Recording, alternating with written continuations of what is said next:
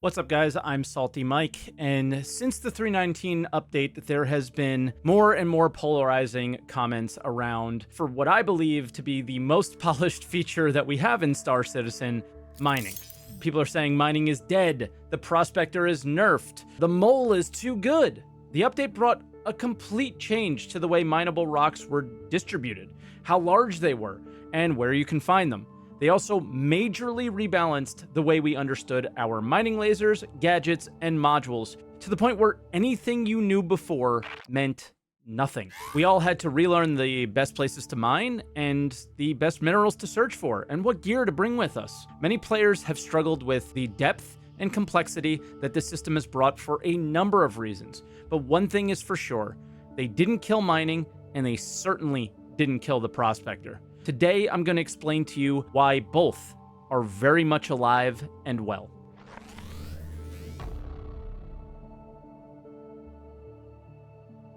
In order for us to understand why people are so mad, we need to know where we came from. For the last year or so leading up to the 3.19 update, there was only one mineral worth mining: Quantanium. It was easy to find, and because there was a meta build for mining, it was easy to break as well. Players became very comfortable flying Teleria, looking for 2 or more rocks, knowing with 100% certainty that they would contain the valuable mineral, and rinse and repeat. This was boring and a mindless gameplay loop. Not only that, but because of poor design choices, the Argo Mole, the multi-crew mining ship, or even a friend in a Prospector, wasn't needed to even break the most challenging rocks in the game. The Mole was as pointless to use as any other ship lacking its gameplay loop. Anyone who felt that this was balanced or good game design was just comfortable making money easily with very little friction, which I get it. But something had to give. I'm not going to touch on every one of the smallest changes and details, but I think a few major changes, as well as some omissions and a massive bug, is all a big part of why there's so much confusion around the viability of mining in patch 3.19. And the first change is with the value of minerals. They upped the sale price of refined minerals way up. Let's start out with rare minerals. There are 4 rare minerals: Quantanium, which is really in a league of its own and is worth significantly more than everything else. Then you have gold, taronite, and bexelite. There are also 5 uncommon minerals: boraz, laranite, hephaestonite, agricium, and beryl. Don't sleep on these uncommons, guys. And then there are really low value common minerals: titanium, tungsten, quartz, iron, copper, corundum, and aluminum. There is something special about these, though. Common minerals are present in every single rock now. Gone are the days when there was just Quantanium and nothing else in a rock. On top of that, common minerals are the only ones that are found on specific planets and moons, and not evenly distributed across all of them now. And then it gets even more complex. And honestly, you would need a spreadsheet of someone who data mined the game files to understand any of this. So shout out to RedMonsterSC, who put all this important data together for us. We will be using his cheat sheets throughout the video, and his links will be down below in the description and the top comment. I only want to touch on one key characteristic though, but know that each mineral from common to rare can change many values, like how big the green zone is to how much mass a rock has. But the only one that I want to focus on for now is cluster value.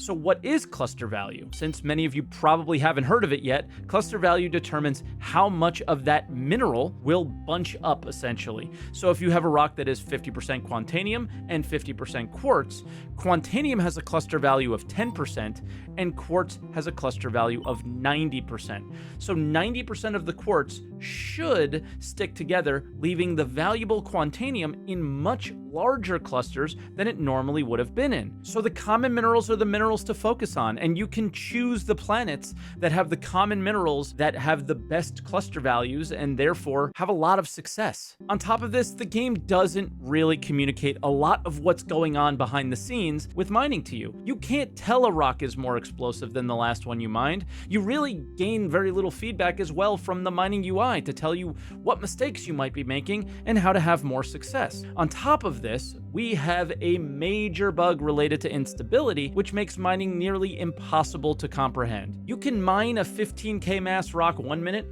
and not be able to mine a 3k mass rock the next with a Prospector. It makes no sense, and it is so hard to understand for the player. This bug is slated to be resolved in 3.20, and the expectation is that you can really get back on your horse and start mining again and have a really good understanding of what's going on and what rocks you can attempt to break and which ones you wouldn't. All right, let's arm you with a little bit more ammunition. Rare minerals are almost evenly distributed across the entire system, with Quantanium being around 2% of the time you'll find it, and then the others are around 7%. Uncommon minerals come in around a 15% possibility, so you don't have to pick and choose like the way you used to in the past. You can mine beryl if you find it, and you can mine Quantanium if you find that. The difference is, in the old days, you had to mine Quantanium to get the best hourly. Now you can probably run about 10 runs of uncommon minerals without any trash in your bags before you even find a gold or Quantanium rock. The biggest change is that you actually spend your time mining and heading back to the refinery and selling rather than searching for rocks to mine, which is, I think, a much more interesting mechanic. You used to spend all your time trying to find the right rock, and now almost all the rocks are the right rocks. I prefer to mine on Clio and Microtech L5, and the reason why is because they are heavy in both quartz and corundum, which have very high cluster values, and that's really all I'm looking for. Essentially, instead of using the tools trying to figure out what to mine, you should actually be choosing what to avoid, and you should be avoiding things like tungsten, copper, and iron. They add a ton of mass to rocks and make it more difficult to mine, and they have a very low cluster value. So essentially what you'll be getting is purple rocks, which are the ones that you'll be extracting into your bags, with some high value material, but also with some low value material, and that is going to take up space in your bag and kill your profits. And that's what you're trying to avoid, especially as a solo prospector miner. So that may be why it feels like it's been hurting a little bit.